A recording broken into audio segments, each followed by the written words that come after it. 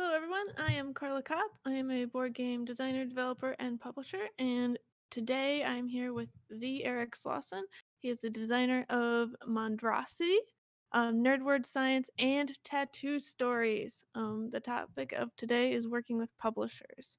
So, Eric, first off, tell us a bit more about yourself.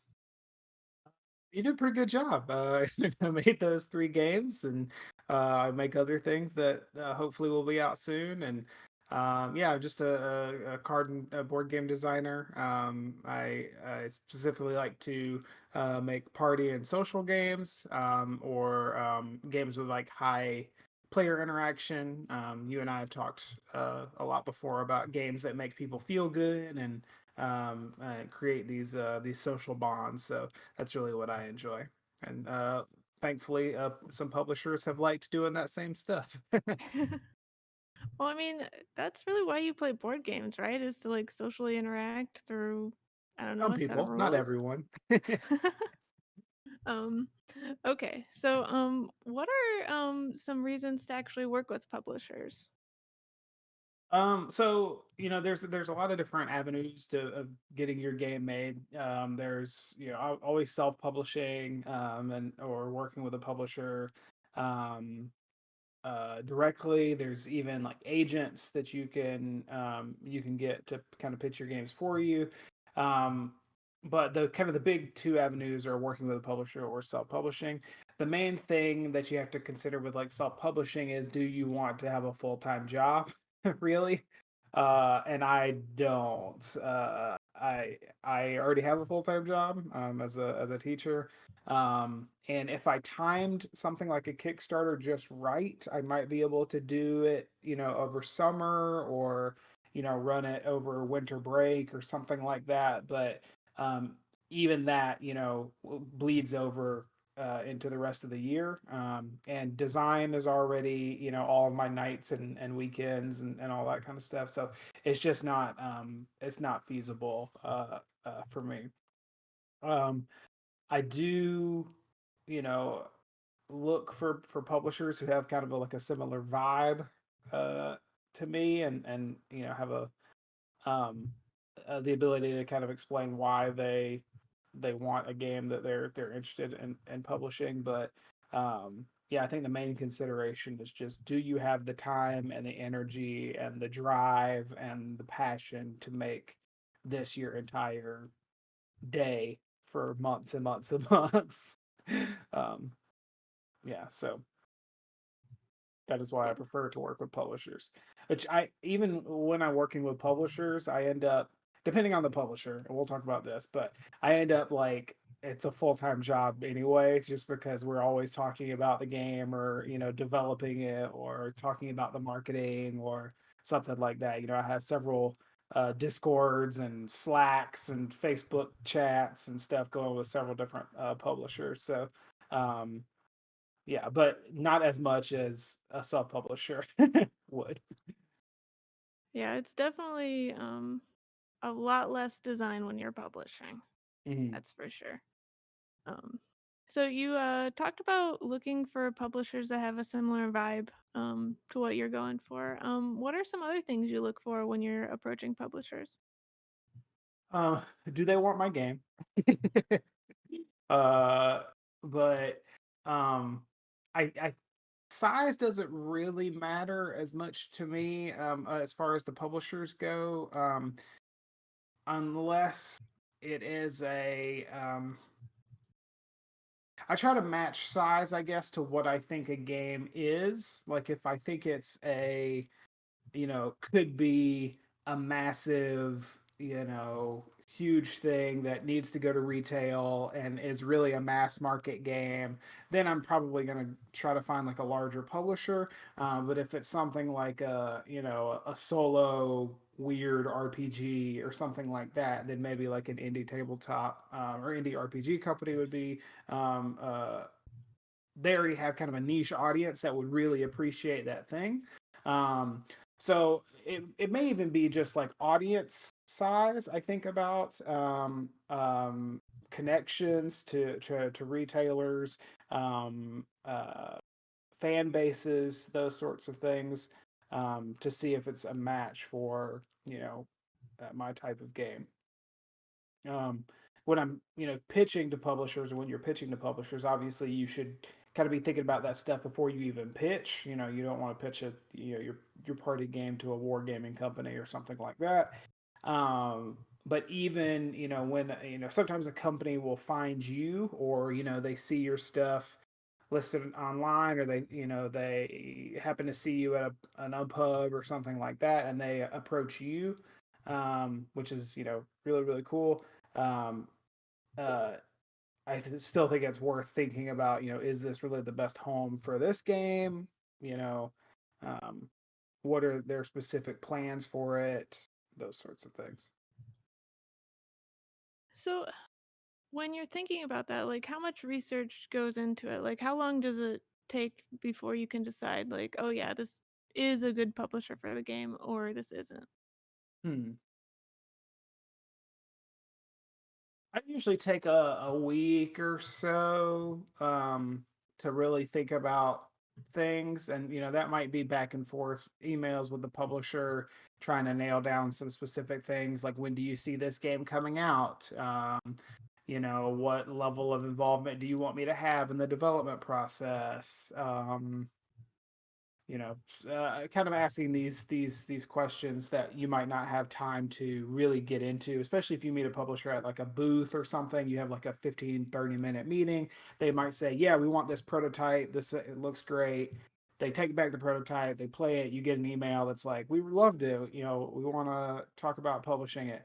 um you still haven't really gotten into the business conversations that you probably need to have before you sign on the dotted line, as it were. But yeah, so I take that week to kind of talk back and forth, uh,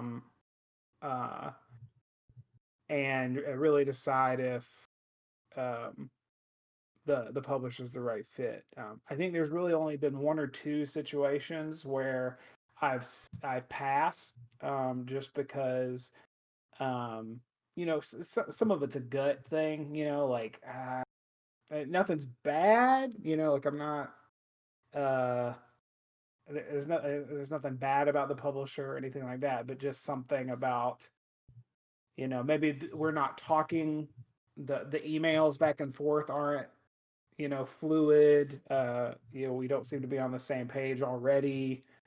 Just little things like that are only going to get bigger and bigger and bigger as you develop the game. So kind of be on the lookout for that.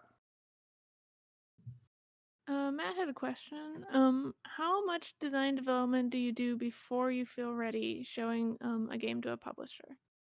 Ooh, I mean that is all over the place.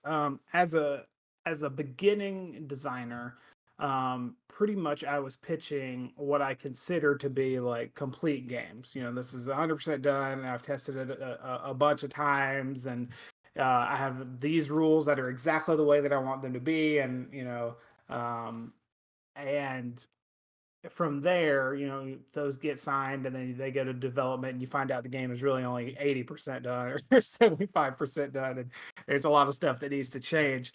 Um, and as you get kind of like more and more of a name, I guess, then you have the opportunity to pitch things that are kind of not necessarily less and less done, I guess less and less developed. Or you might get into situations like uh, nerd words, for example, where a publisher asks for something specific, like a specific feel or a specific mechanic or something, and they know you're good at X, and they already have the YZ. They just need somebody with the X, to make XYZ. And so then you can do what's called like pitching concepts, basically. And this is what I've gotten to do a lot this year. Where a publisher's like, we have this IP or whatever. Can you give us 5 ideas? And yeah, I kind of pitched those. Carla, you and I actually worked on some some of this. But yeah, it's and you kind of go through the process and almost develop it in real time. So you pitch, depending on the publisher, you pitch like basically a basic idea, like what if you roll dice and they did this, and the publisher kind of looks at that list and they go, no, we don't want anything with dice. This has too much luck. This one seems too mean, but maybe, and they can kind of like pick and choose what their audience might like.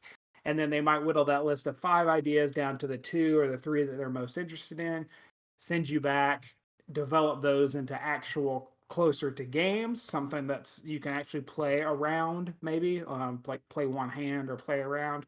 They'll look and say like, oh, actually the one that we thought was too mean actually has a good amount of take that. The one that we thought was really funny actually isn't as funny as we thought it was, so on and so forth. And you kind of build this game together. So that's a little bit different of a situation, and usually, from my experience, that comes with have almost having a niche. At least for me, as kind of this party game designer, I've gotten roped into different situations where somebody was looking for a they needed a high interaction game, or they needed a party game, or they have like a funny comic IP or something like that that is humor based or comedy based. And um Carla, you're really good at like games with AI and solo modes and those sorts of things. So I know you've gotten to work on some of that stuff as well. So kind of, and this, I know other publishers who are not publishers, designers who are, I'm really good at card systems. I'm really good at take that mechanics or whatever. And so those, if you can solidify that niche, it allows you to um, get drawn into making those specific types of games by publishers sometimes. Yeah, that is really cool because yeah, going back to when I got approached to make this trivia party game, I was like, well, this isn't really my area, but you know who I'd love to work with? Eric. So yeah, and then that worked out really well. But how did you really get into that niche and like make people know that you were, if they need a party game, go to you? That's a good question. Some of it is organically. You can't like make something be a hit or sell a certain number of units or whatever. Uh, but part of it, the lion's share that helps, but the lion's share is really just networking, and uh, talking about your niche, kind of. So not I make these games that have these fun mechanics, or these social voting games, or these trivia party games or whatever. But I also talk about this stuff a lot on podcasts, or at conventions, either in people's booths or whatever. The games that I get really excited about and post about on Twitter are party games and those sorts of things. It's so that's I try to make it clear that that's what I'm interested in. That's kind of where my heart is. Um, but yeah, I mean, once you have a game that comes out and it has that mechanic and it does well, like Tattoo Stories did, for example, then it kind of lends some credence to your claims that you're good at that thing. But just from the conversations that I had with publishers and designers and developers, I got to work on Trekking the World, to work on their kind of player interaction a little bit, and I got to work on Nerd Word Science. Both of those were before I had any game published. It was just those designers and those publishers talking to me personally, got a vibe for like, oh, he like really has a philosophy about games that are fun and player interaction, and ways to gamify uh, social interaction. So um, it doesn't necessarily have to be that you have a game come out first. It's just trying to be top of mind when someone needs something specific. Um, so That's really cool, and also, like, kind of inspiring that, like, people approached you, for those different games, like, before you even had published. Because like, a lot of designers think that, like, they have to get their first game out there and then, it'll be a lot easier. mhm. Um, so that's a really cool story. Yeah, it definitely helps, but Um there are pathways before that. Some designers also have a similar success when you are like a playtester for a company. So I got to playtest Most Wanted from North Star Games, and a couple of other their games. I'm semi local to their home base or whatever. So I got a chance to like hang out with them a lot more, and close enough that if I sent them an email saying like, "Hey, I have a game that I think might be good," they know my name, because they've seen. I've been at the playtest. We've hung out in person. They've, sent me emails about the next playtest. It's a step up from a cold call, so I know some people who do play tests for game systems that they really like. I have some friends who do play tests for like the Unmatched games. I know I have some friends who do play tests for uh, um, trying to think of some other ones. But anyway, that those sorts of really close interactions with publishers that you like or respect or vibe with their products gets you closer to them recognizing your name, even on just a base level enough for them to like open an email from this email address. It's not an unfamiliar email address. um, and as you kind of do these playtests, you get a vibe for like what kind of games they want to make, maybe the direction their company is going in. Because as a playtester, you're seeing things before anybody else can. So you have like an idea, or you're getting a feel for like, oh, they haven't made a take that game before, but now they're trying this new thing, so maybe they'd be interested in this new thing or this new thing. So um, yeah, there's definite opportunities for networking, but for me, part of the networking was trying to make sure that people know what I'm about, I guess, uh, philosophically, design wise. Yeah, I think that's a really great idea, the whole playtesting for people because, like, well, every publishing company needs playtesters, so you might as well be you to give you like all of that insight. I'd add to that, also just volunteering to do things for publishers. Like, I've actually published games from people that just started out as volunteers, and while we were, manning the booth, if there's nobody around, we start talking about what we like in games, and Hmm. like, you know, if you if you have a certain philosophy on games and you tell the publisher, like, they'll probably remember that unless it was a terrible convention. Yeah. Yeah, for example, I don't even, it was like 2 years ago, maybe at PAX Unplugged, was where I met you for the first time. I think we might have been playing Point Salad, maybe, at a bar or something. It was like way late at night at some convention. I think it was somebody's birthday party. I don't know.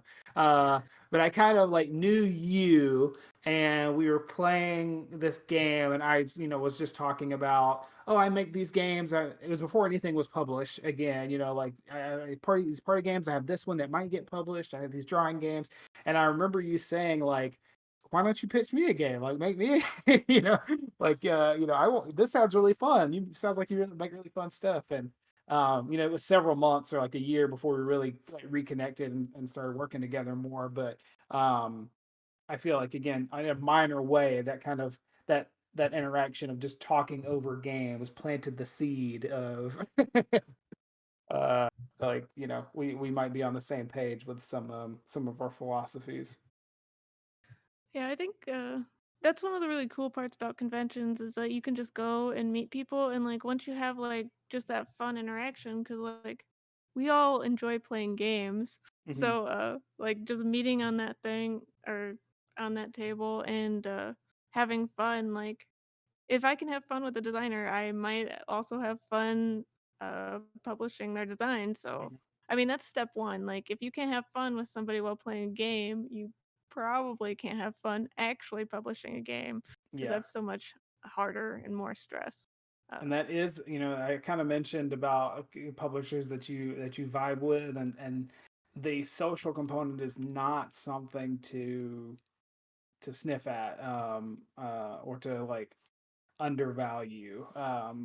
I have been lucky to work with publishers who uh, we are in group chats, and some of it is business and some of it is just us nerding out about stuff. Some of it is wishing each other happy birthday. It's like I have these like some of these families that I've gotten a chance to work with. Um, and that's not always the case. What that might be because some publishers are very massive, or they might have a development cycle that is really, as soon as you sign the game, you don't really mess around with it anymore. You're not like a part of the team, I guess, to get it to release. um and so you don't necessarily have that close personal bond. But if that is something that's important to you, or if it is going to be a situation where communication is going to need to be really, really important, if you're supposed to be a tight knit member of the team, then you want to make sure that that communication is there. Yeah. so you've talked a lot about the different networking, like at conventions and such, and Mhm. podcasts. What ways have you found the most effective?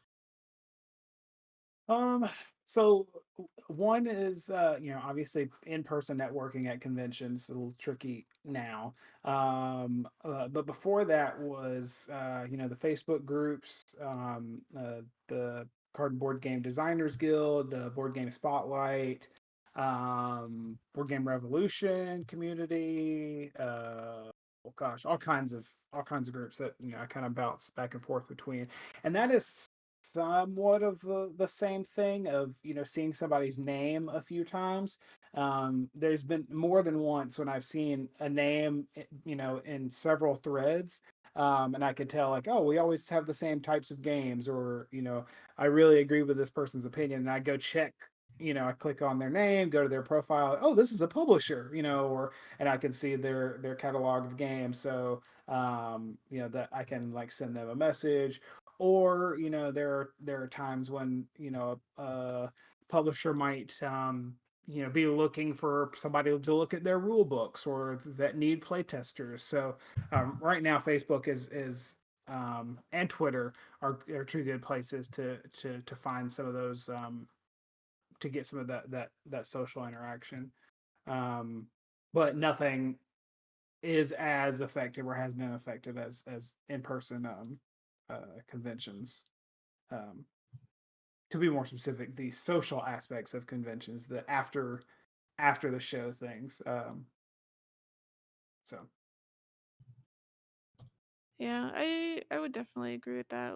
Like, it's just so much easier to like when you're hanging out, or like where you mentioned like we played a game at a bar. Like, I love like I think it's Origins where we just go to big bar on two, and yeah, there's so many game designers and you could just like walk it's around and just talk to everybody. designers. Yeah, Yeah, everyone is there, and it's just like, who do I want to hang out with now?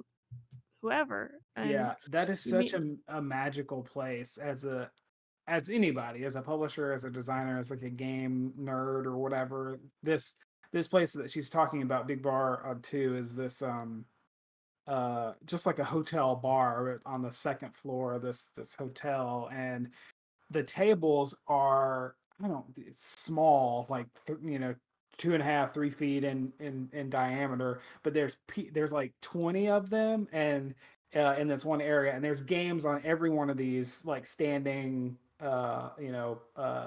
tables, and there's just gamers crowded, just shoulder to shoulder, all playing these different games around. And um yes, and it's people playing prototypes of stuff, people playing published games, and and it's just people swirling all around, just trying to see what the hotness is, trying to learn new games.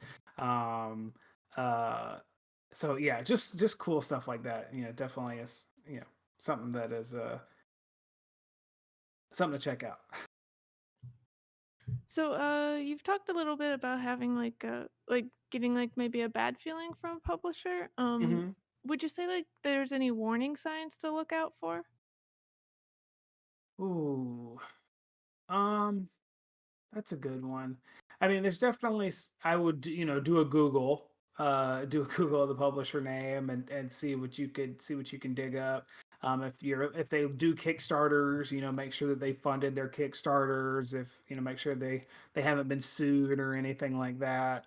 Um, I think for me, and this is just a personal thing, um, a sort of like distance is something that bothers me. If a publisher, um, uh, it responds with like a couple word answers to an email, yeah, that's great, and that's all all that the email says, or um, they're really really, I guess, slow to respond to things, or um, they're kind of non-committal about when the game is going to come out. Those are things that I look for as things that I might be a little bit less comfortable with. Um, I haven't. I like to be on like either two ends of the spectrum. Either I want to be, like a kind of a close experience with the publisher, and they're asking me questions, they're showing me production samples to make sure it's good, checking in with things.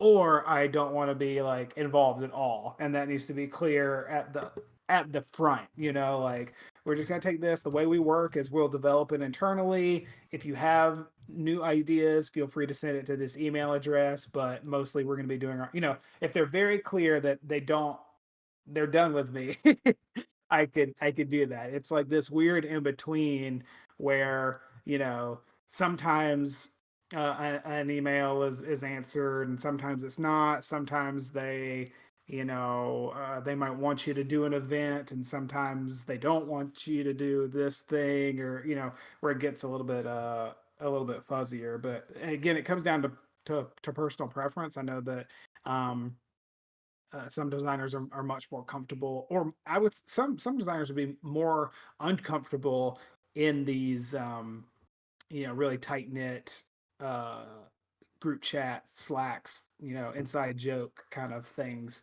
Um, so yeah, it's just you know who would have thought that the party game designer wants you know really social publisher interactions, but um, yeah, so that's something that I look for.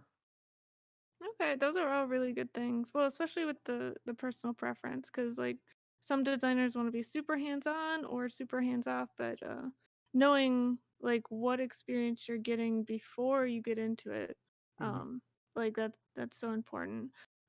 What are the things like that that you want that are important to get into writing? Ooh, so I mean, contracts are hard. I mean, people who have been in doing this for a long time, you still have to really look and read everything that's in there. And it's frustrating because nothing is standardized. Every company has their own way of phrasing things, and their own way of doing things, and all of them are like, oh, this is our standard contract, but that just means like standard to that company. It's not standard for the whole industry. So there's a couple things that matter to me. One is like, and this is not in order of importance, but designer copies. I would like some copies for myself, and also the ability to like get more of those in the future. If I have a certain number that I want to give as gifts, or if I want to do a drawing a prize drawing at my local library, or something like that. Donate one to a local library, or donate one to a kid's a program or something like that. So I'd like some of those. A little bit more important, probably the main thing, the kind of the section that I skip to in my contracts is the is like the hang time or the lag time or the um, the lifetime aspect of the contract. How long do they have to publish the game?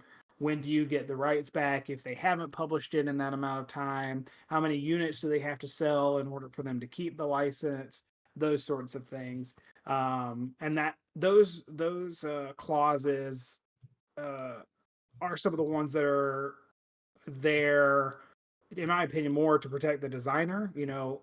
Because um, if you sign a contract and it's like, well, we don't have to publish this game for 3 years, and then once we publish it, we only have to sell 100 copies a year in order to keep the license or whatever.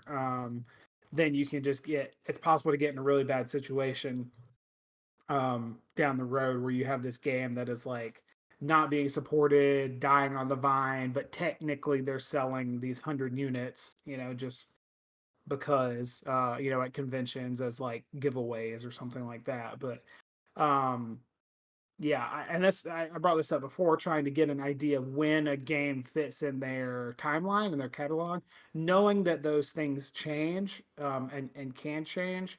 Um, I'm really looking for a publisher's like, we have a game that's coming out this spring, but our hope is that your game would be our fall launch next year, or this would be our spring 2022 game, or something like that. Like they have a solid plan for what it is, but even that is really just a handshake deal, is just a verbal thing, and it's a complete spitball based on like their plans right now.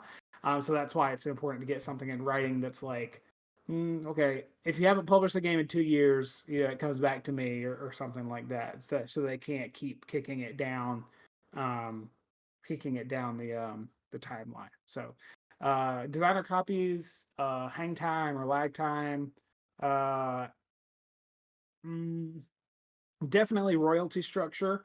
And this is something that you can email back and forth about, whether it's the number that you're being offered, whatever percentage, but also, is it, when is what percentage is that based off of? And um, is that, so there's some contracts that are even based on like number of sales, so you get this percent until we sell this number of games, and then once we sell 5,000, then it goes up to this percent, and then there's all sorts of royalty structures that you really need to kind of understand intimately before you kind of go forward. So um, if you can, it helps if you know somebody, if you know a publisher, if you know somebody who has been designing for a while. Just kind of send them that contract, and you can blur out the name of the publisher before you send it to them, or anything like that. But just to get their ideas. Usually in every contract I've sent to a friend or a publisher or whatever, almost always I get at least one comment that's like, "Oh, this is weird." Like this is a weird way to phrase this. I think they mean this, but you should double check, because if they mean this, that's not good. So you need to double check, the language in this, or maybe clarify it this way. Um, uh, yeah, and I as I've gotten more contracts, you get more comfortable negotiating those and asking for different things, and kind of putting your foot down about certain aspects. But it is important. It is a multiple year uh, commitment that you're making when you sign a game. So you want to make sure that everything's in place. Yeah, that is a lot of great knowledge um on contracts. Like, well, and so I have my standard contract, but that's only standard, as you said, because I just copy and paste it for every designer, and I Yeah. got it from somewhere. Uh, and I've been like editing it through the years. One thing you talked about, the time to publish. Like, I recently upped my time to publish for my standard contract to 4 years. Ooh. Would that be like a red flag for you? For me, yes. Um, only three is probably my top limit. And my only logic for that, unless there was specifically a reason, they showed me a timeline. It, you know, we think it's going to come out in 2 years, but if we have to kick it back, it's going to be because this one takes longer. So it should be the third year, and then the fourth year is really just for safety or something like that. Um, I think that the tighter you can get that number, the more it really makes me feel like they plan to publish the game. And that they have a plan for it right now, that it's the game that they were looking for. And if it's not the one that they need right now, they know that, like, oh, this is gonna, we already have our Christmas game this year, but this is what we want ready for Christmas next year. So, like, we're gonna go ahead and start working on it and start trying to figure out stuff. Um, just again, it's just that the longer it is, the more things that can get in the way.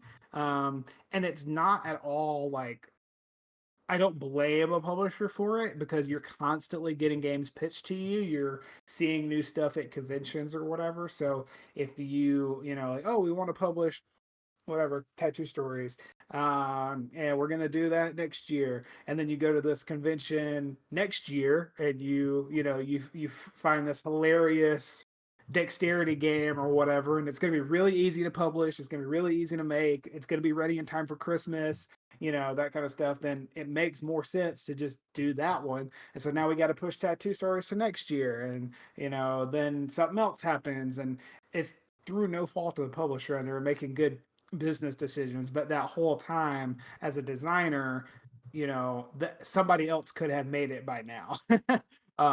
And that's really just the idea that I'm uncomfortable with, is having a game just sit, um, or just sort of indefinitely, waiting Mhm. to kind of get uh, top priority. Um, and again, that kind of comes with size as well. So if you are um, a smaller publisher, you usually have like one game that you're working on at a time, or two games or whatever. You're not going to be hoovering up 8 to 10 designs. And if you're a giant game company, then you are hoovering up 10 to 20 designs at a time, and kind of picking through those. But you also have several teams who are probably working on those at the same time. We're developing this one, this one, this one at the same time. We're doing the art for those. They're kind of investing. It's those middle companies that might be signing 2 or 3 games at a time, 3 or 4 at a time, and then trying to juggle those and get the timing just right, and hope that the shipping works out. That things aren't delayed, and where it gets a little bit dicey. So um yeah, I don't know. That again is just a a personal thing. Is I try to get closer to 2 years. Um, 3 is probably my limit. Um, and it's also always something that you can kind of potentially renegotiate. So if you get if you sign this 2 year contract, the game has to come out in 2 years, and then at like a year and three, or a year and 2/3, or a year and a half, a year and a third, there's like been no word whatsoever. They haven't, there's no development done. They haven't really gotten the files together. It's very clear that it's not going to come out in 2 years. Then that kind of pushes the publisher to really think critically about what they want to do with this game, because it becomes like a you know um either poop or get off the pot kind of situation. Like, either you're gonna, at the 2 year contract, give me back the game, or you know let's make the game. And if you are like, oh, okay, we're not going to get it done at the 2 year mark, but we just started working on it, then you can sign an extension or whatever. You now you have another 6 months to get it done. You have another year or whatever. But again, to me, it's just knowing, trying to get as much of a an assurance that the game will come out, as you can. And this applies to any of these kind of creative things. When you're a screenwriter, a songwriter, a novelist or whatever, and you like sign these things, that doesn't mean that it's coming out. Like that's a hard truth to get at when you're a designer. When I was starting, I had this idea that when you get a game signed, that means that they are going to publish it. And sometimes that's what that means. But sometimes it means that they might publish it, or sometimes it means that in really sketchy situations, that they just didn't want this other company to publish it, so they just swooped in and stole it from somebody else. So yeah, there's some stuff to watch out for sure. Yeah, I can see all those reasons. I think it was mainly just me reacting to like one or two situations where like Mm. I wanted to publish a game that is now coming out in 2021, like 2 years ago. Yeah. And I was working on it and got the artist, and then the artist ghosted me for a year. And Oh yeah. like these things happen, and I was Stuff like, happens. like I fully intended to publish that game, and I am. I'm going Yeah. through with it because I've never signed a game I didn't publish. Um, but mainly I wanted the 4 years so I wouldn't have to renegotiate or like Yeah. spend a lot on art and then oh it's gone now. But I can see it from the other aspect too, and hopefully the designers at that point would know that I have good intentions, so I might as well Yes. go down. And it goes with the communication too. As long as you're checking in, being like, "Hey, I'm really trying to get this game out, but this happened.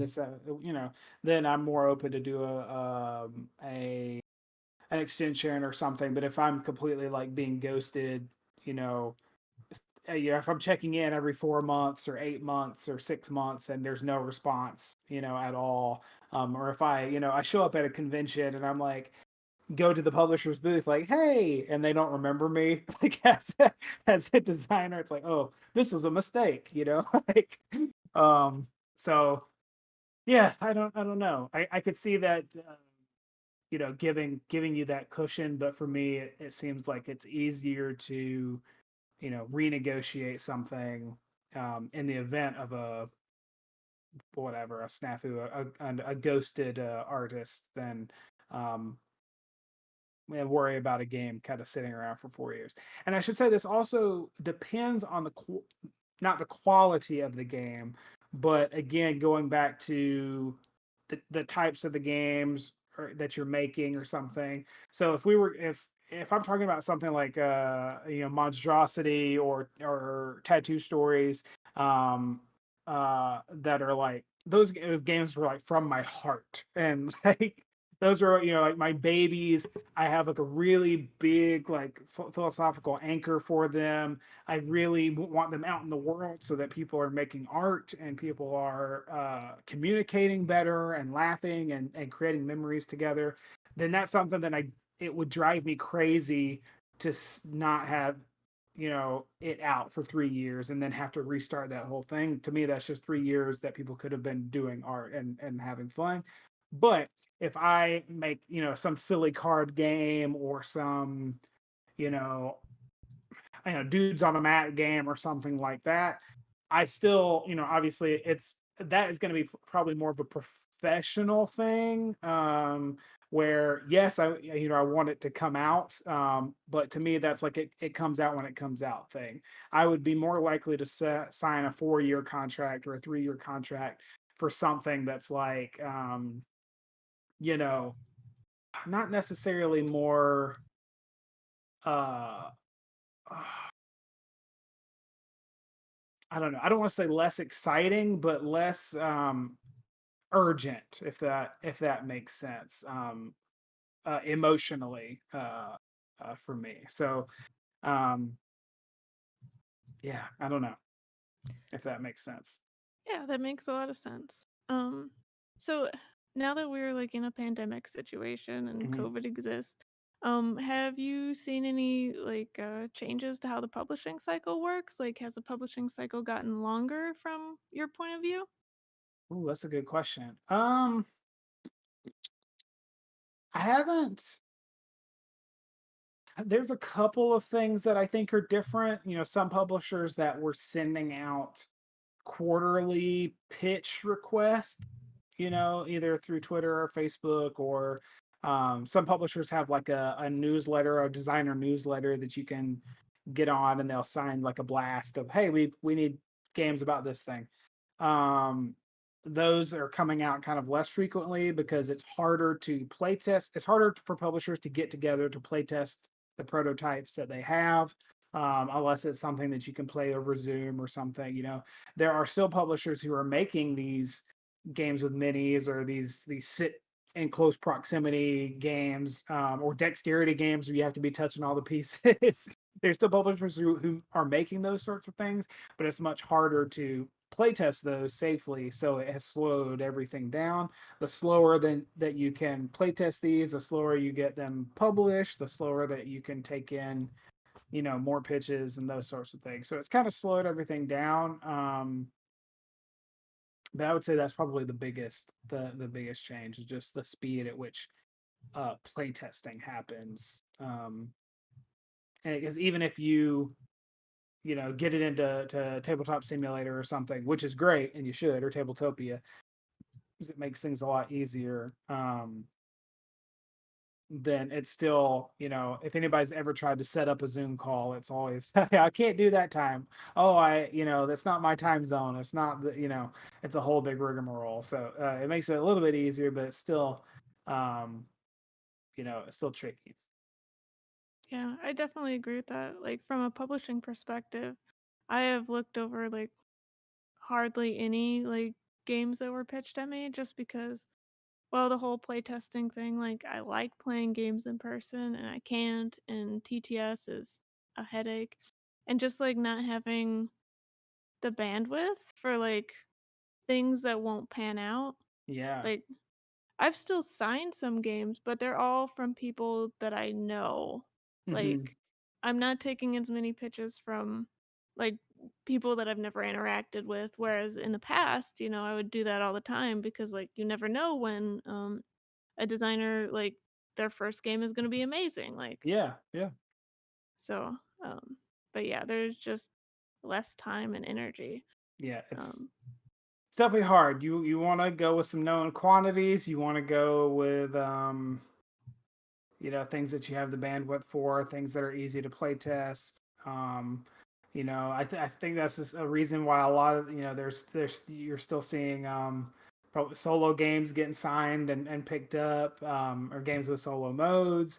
Roll and rights are still having a healthy life cycle. It looks like these are things that are easier to really play and get the fun, from just like a solo play, or to send it to your play testers over email as a print and play, or something like that, versus um, this also applies to like RPGs. I know that the RPG community is really really good about like hopping on Zoom and playing each other's like little one shot adventures, or whatever role playing scenario that they've written up. So yeah, the ability to do stuff over Zoom or do it as a solo game is definitely a huge plus right now. yes, for sure. What kind of things do you wish that you knew earlier about working with a publisher? Hmm. What do I wish I knew? Uh,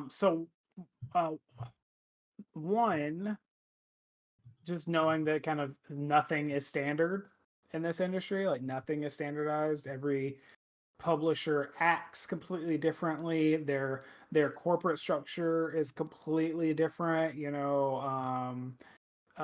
may or may not have like a handler, like you always there's like 20 people in this department, but you always work with Tommy. Tommy's in charge of your game. He's who you email when you have questions or whatever. Whereas sometimes, like I said, I'm in this group chat with all of those 20 people, and we're just kind of like hanging out and talking about whatever. And then occasionally I can be like, hey, by the way, what do you guys think about this component? It wasn't part of the original game, and people say like, oh, that's a great idea. Or, oh no, that would be too expensive. And you can have these kind of organic conversations as part of a game's development. Um, but yeah, it's completely different every time. So I wish I knew that. I wish I knew that, like I was talking about earlier, that just because a game is signed doesn't mean that it's going to come out. That would have saved me some heartbreak early on. Um, uh, I wish I knew how much a percent was.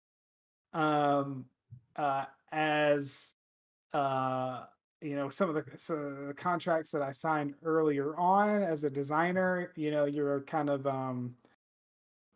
desperate seems like a unfortunate word, but when you've been trying to get something published for 2 years, 3 years, 4 years, or whatever, there's not really another word for it. So you're more likely to be like, yeah, that's fine, that percent. And as a game sells more copies or more units or whatever, that percent really does matter over the course of the game. Yeah, as a publisher, um, Carla, like how very minor things can over 10,000 units or 5,000 or whatever. We've talked about shipping again, where if it's like a couple cents, you know, difference over thousands of games, then that really makes a difference. So um, don't be afraid to ask. Like even as a first time designer, the difference between 4% and 5% can be massive, or 5 and 7, or 6 and 8, or whatever. Like it can really end up being a huge difference. And if it kind of comes down between the game getting signed or not, if they're like, how dare you ask for another percent, which is really the worst that can happen, I guess.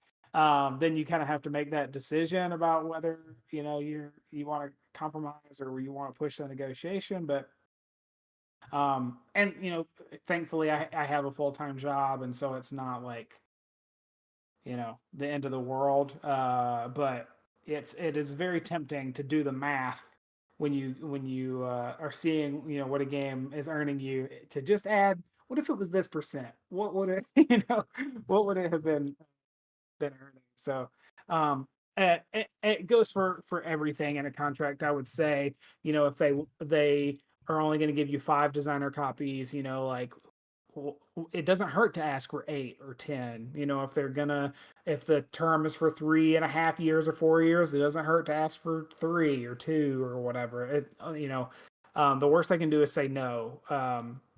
Ideally they say no and explain why.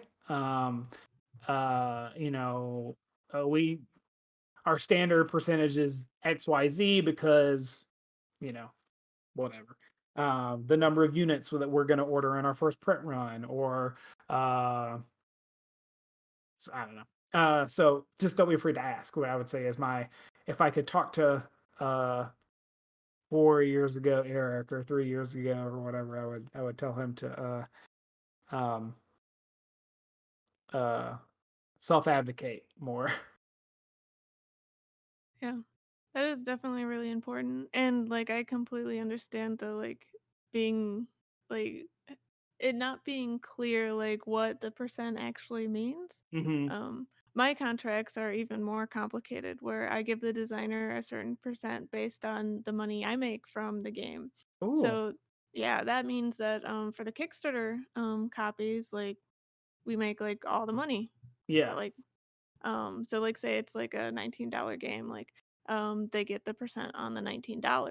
But if Mm, I sell direct to a retailer, they get a smaller percent. And if I right. sell to a consolidator, they get even like less because consolidators I get paid 1/3 of the MSRP. Mm, So okay. what does that mean? Well, me as a publisher, like I hope that I sell a lot direct, but also a lot in like general. Yeah. Um, but I can't give you like any estimate on like, oh yeah, so I will sell like 50% direct and this percent this way. Like I hope that it'll sell well. That's why I'm Hmm. signing the game, but like Yeah. I don't like some games they do really well in retail and other games do really well direct and I'm still learning how and why. Yeah, Um it's a mystery. I would be curious, and yeah, not in any detail, um, but as a publisher, as somebody who is signing games from designers, how often would you say people push the issue of percents or timelines? How often do designers really self advocate? I'm curious. I would say hardly maybe percent. Sounds right. Like if they do self advocate, they're going to talk about the percent. Yeah. Like they will rarely ask for any other changes. I mean, I had a designer that like we went through like every line of the contract and I explained it and I think that's kind of like a sort of self-advocating because like you want to actually know what things are. Yeah. Um but in the end he only cared about the percent. Hmm. So, Yeah. it's I actually mean, really that's important. weird. Yeah, I guess that's the most important part of it. The one interesting thing that you brought up was you talked about the ability to like get more copies, Hmm. and I've had that in a contract that I signed because I care about that. Mainly because I go to conventions and if people like me, they might like this game I designed even though I didn't publish it. Yeah. Um, but I've never seen that in anyone else's or any other contracts that I've signed and it's not in mine and no one's ever asked for it. So, Hmm. um I Yeah. would That's. Go ahead. I would find it interesting, like how many people actually care about that because well, usually you get between 5 and 10 copies. Hmm. Um, but I mean, I could see like just being like, it's Christmas. Everyone gets a copy of my game because I like it and I'm proud of it and this is what I want to do. Yeah. Um, but no one's ever asked for that, so I don't know. It could just be that I really like my things and Yeah. I everyone else mean, it just like I said, there's I remember getting, my first contract, and the concept of designer copies being like, I mean, but why? Why do I need these? Why do I need 10 copies of this game? I want one, like, or maybe one for my mom. And then once I started really thinking about it, like, oh, I need one for this person. I want to send one to this person because they really helped the game get published. Oh, I could take one to this event and use it as a prize. Oh, I could, if a reviewer needs a copy or something, if I meet, have a copy in my backpack at a convention and I meet this reviewer and I'm like, hey, can you do a review of this game? And they're like, can you send me a copy? I can do you one better. I can just give it to them right there. There's several reasons why it's helpful to have loose copies of the game. But yeah, that's not something that you hear people like talk about as much, I guess. And um, there's things about like whether you can sell copies of your own game, like obviously you're not going to be running your own store or whatever, but like if you're at a not at a convention, but like at a maybe like a small local convention, and if you have your like 10 copies, can you sell them for, the full amount and keep all the money or whatever? Is the publisher fine with that, or is that technically competing against your publisher? So I don't know. It depends on what the contract says. Yeah. Well, and some like if they don't specify it, like I mean, I have plenty of family that would probably come to me and be like, "Hey, I want to buy your game." Like, and I'm like, "Go to Amazon." And they're like, "No. We we don't use the internet. Therefore, like figure this out for us. We just want to give you money." Yeah. Um so, yeah, I can completely see all of that. But Yeah, and again, it's the same thing with the percentage or the lag time. There's nothing standard. Some publishers, we're going to give you 10 copies for free, but then from then on, you have the ability to buy them from us at cost. Or 10 copies for free, and then you can get multiple other copies for free with this specific request form or something, and you have to tell us what the games are being used for, and it's all. it just it could be anything, any combination or way to get a way to do things is has been explored and is being explored in some contract somewhere. So it's worth looking at that and thinking about and advocating for. And worst, again, like if what does it hurt to ask for 5 loose copies? You can find a reason to have them, or you you they're just good birthday presents if you forget, your your mom's birthday or whatever. You're like, hey, here's this game I made. That's probably don't do that. That's a bad Mother's Day present. But yeah, Yeah. And I definitely agree. Like as a publisher, like usually I just tell the designer like, "Hey, just tell me what you want and I'll write it." Like I don't like it doesn't matter to me if you get 5 or 10 or 15 copies. Like you want 20 copies, like whatever, if this makes you happy. Like that's at the end of the day, I'd rather have a designer be like super happy and like excited about the game. yeah, And, if that takes like I mean, even if they wanted like 50 copies, like maybe. Like once it gets to like that range, it's that's a like lot. a Yeah, yeah, but if you're like doing things like you talked about, like, oh yeah, you want the 50 copies and you're going to hand them off to design or reviewers you like, it'd be like, for sure I will give you 50 copies. Thanks for doing my job. Now I don't have to worry about this. yeah. So, And um, it's how things are being used, and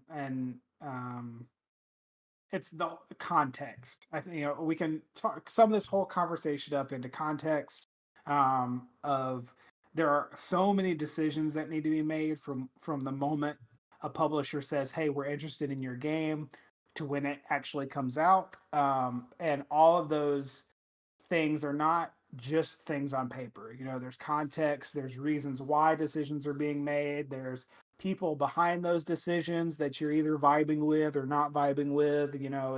It's a whole it's a whole thing. So um, consider the context, advocate for yourself. Um, the worst they can do is say no. mhm. So you've been wonderful today with a bunch of great knowledge. If people want to reach out to you after this, where should they find you? I'm on Twitter and Instagram at Slauson Designs. That's Slauson Designs. Also, like I said, be bopping around the Facebook groups. Yeah, that's pretty much it. Okay, well, thank you so much for being here, and I hope everyone has a great rest of their weekend. Thanks for coming, y'all. Yay, thank you.